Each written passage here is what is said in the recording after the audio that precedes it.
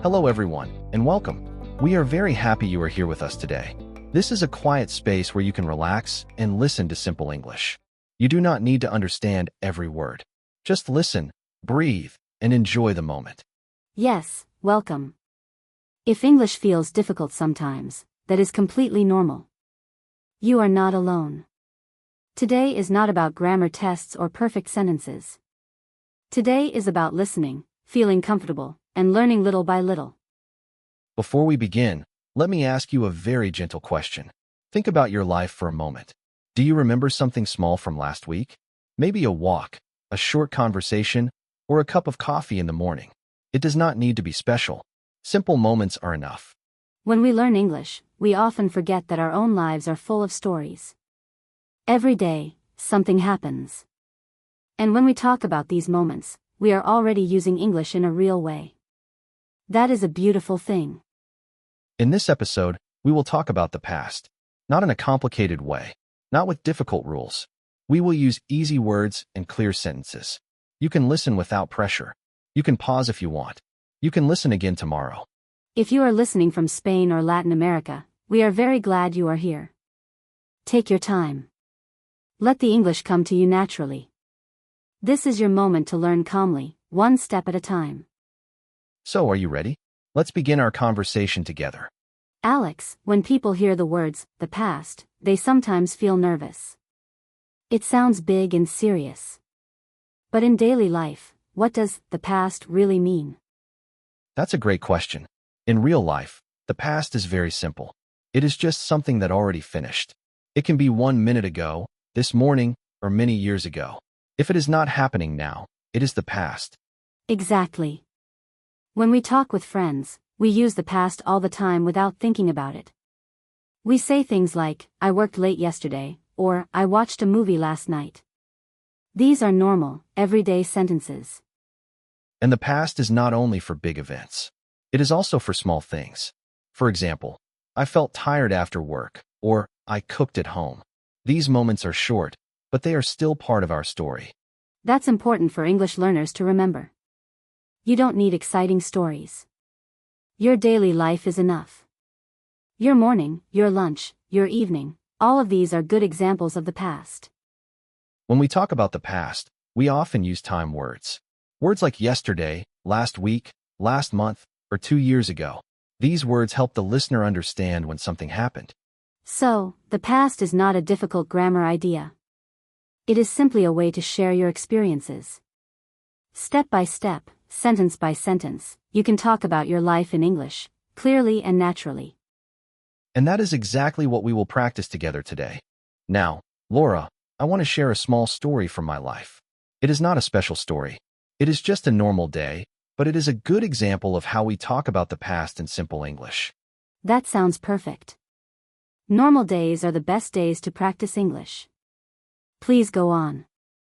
Okay, a few days ago, I had a very ordinary day. In the morning, I woke up later than usual. I looked at the clock and I felt a little stressed because I was late. I didn't run. I stayed calm and took a deep breath. Waking up late can change the whole day. What did you do next? First, I washed my face and got dressed quickly. I wanted to make coffee, but I didn't have much time. So instead, I made a cup of tea. It was hot and simple, but it helped me feel better. That is a nice change. Tea can be very relaxing. Yes, it really is. After that, I checked my phone and read a few messages. Then I sat at my desk and started my work. That day, I worked from home. I answered emails, wrote some notes, and joined one short meeting online. It sounds like a quiet workday. It was. In the afternoon, I felt tired, so I took a short break. I stood up, stretched my arms, and looked out the window for a few minutes. Later, I finished my tasks and closed my computer. And how did the day end? In the evening, I cooked a simple dinner. I ate slowly and listened to music. I didn't do anything exciting, but I felt calm and satisfied. It was just a normal day, and that is exactly why it is a good story to tell. Let's pause for a moment and look at the language Alex just used. Not in a technical way. Just slowly and clearly. Yes, when I talked about my day, I talked about actions that already finished. I didn't talk about now. I talked about before. That is the key idea. Listen to these sentences again. I woke up late. I worked from home. I cooked dinner. Each sentence talks about one action in the past. One action, one moment. Some verbs are very easy. We just add "ed" at the end. Worked, checked, finished. These verbs sound regular and calm. You can hear the ending clearly. But some verbs change their form. For example, Alex said woke up and ate. These words are different. They don't follow a simple rule. And that is okay. You don't need to remember all of them today. The important thing is to notice them when you hear them. Your brain learns slowly, step by step. For our listeners, especially Spanish speakers, this is very important. You do not need to translate every word in your head. Just listen and understand the meaning. Let's repeat a few examples together. You can repeat out loud if you want. I worked. I drank tea. I felt tired. Very good. Short sentences are strong sentences. They are clear, natural, and easy to remember. So don't think about grammar rules right now. Just notice the pattern. Something happened. It finished. You talk about it calmly. That's all you need for now. Let's continue. Now I'd like to share a memory from much earlier in my life.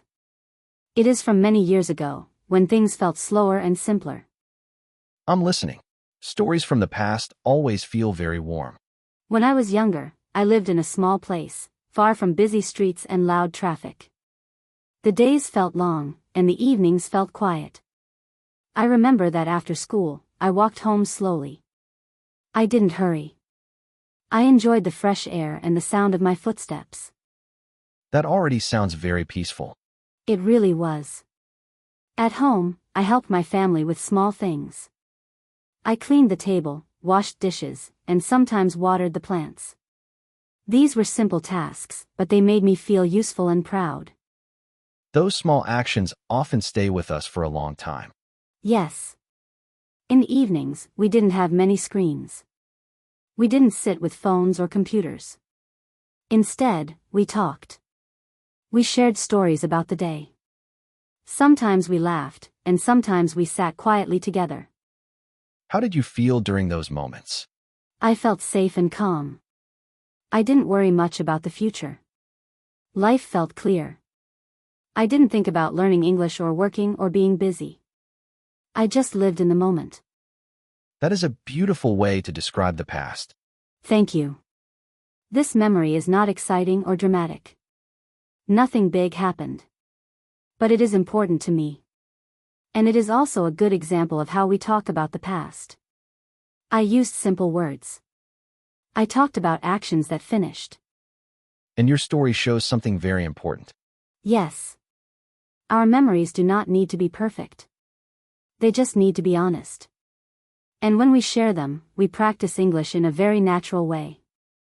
Laura, when you were telling your story, I noticed something important. You didn't just say what happened. You also said what did not happen. That's true. And that is where the words did and didn't are very useful.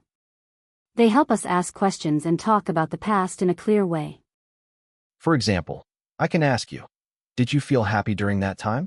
Yes, I did. Or I can answer, no, I didn't feel stressed. These sentences are short, but they are very powerful.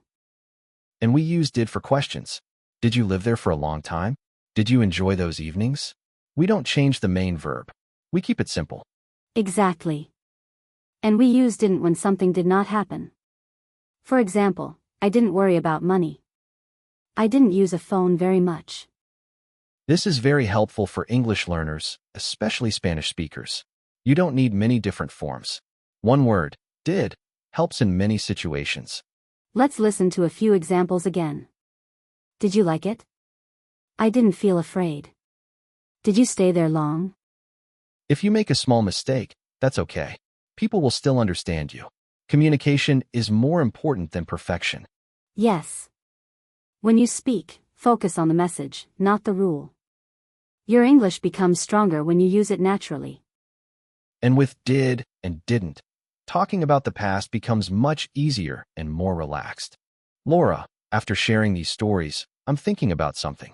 Why do you think we talk about the past so much? I think we talk about the past because it helps us understand who we are now. Our past experiences shape our thoughts, our habits, and even our feelings today. That's true. When I talk about a normal day or a small memory, I'm not just listing actions. I'm sharing a part of my life. And when someone listens, we feel connected. Exactly. Talking about the past is not only about language. It's about connection. When we tell a story, even a very simple one, we invite another person into our world. For English learners, this is very important. Many people think they need advanced vocabulary or perfect grammar to speak well. But that's not true. A simple story, told clearly, is enough. Yes. When you say, "I felt tired yesterday," or "I enjoyed a quiet evening," you are already communicating something real. You are using English to express yourself, not just to practice rules. And memories don't have to be big or dramatic. They can be small moments. A short walk, a calm morning, a conversation with a friend. These moments matter. They help us slow down and reflect. And when we talk about them in English, we learn in a natural and meaningful way. I also think talking about the past gives us confidence. Each sentence you say is a small success. You remember the word. You finish the sentence. And you feel proud. That confidence grows with time. Step by step, story by story, your English becomes part of your life. So when we talk about the past, we are not just learning English. We are learning how to share, connect, and grow. Now, let's take a very gentle step. This is not a test. It is just a small invitation to practice. Yes, you don't need to speak fast, and you don't need many words. One simple sentence is enough. Think about yesterday for a moment. Ask yourself a very easy question. What did I do? Choose only one thing. Maybe you worked. Maybe you rested. Maybe you talked to someone you like. All answers are good. Now try to say one sentence in English. For example, yesterday, I felt calm. Or, yesterday, I finished my work early. If you want, you can say it quietly, or you can say it in your mind. The important thing is to try. You can also practice at night. Before you sleep, think about your day and say 2 short sentences. Today was busy.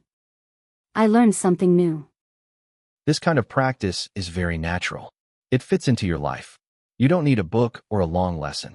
And remember, mistakes are part of learning. Even if your sentence is not perfect, your message is clear. Every time you practice like this, your confidence grows a little more. Learning English does not need to be stressful. It can be calm, personal, and kind. So take your time. One sentence today is already progress. Before we finish, we'd love to hear from you. Let's take a quiet moment together. Think about the last few days. Not a big event. Just a small moment that stayed in your mind. Now, here is our question for you. What is one simple thing you remember from last week? It can be anything. A short walk. A good meal. A calm evening at home. There is no right or wrong answer. If you feel comfortable, try to write one short sentence in English in the comments. Something like, "Last week, I felt happy." Or, "I watched a movie." Don't worry about mistakes. Writing is also a way to practice and improve. When you share your sentence, you are using English in a real and meaningful way. We really enjoy reading your stories. Thank you for learning with us and being part of this conversation. Thank you for spending this time with us. We talked about the past, shared simple stories, and practiced calm English together. Remember, your English grows slowly, step by step. Small sentences lead to big confidence. If you enjoyed this episode, please like the video and subscribe to the channel. We'll be back soon with more easy and relaxing English. Take care, and see you next time.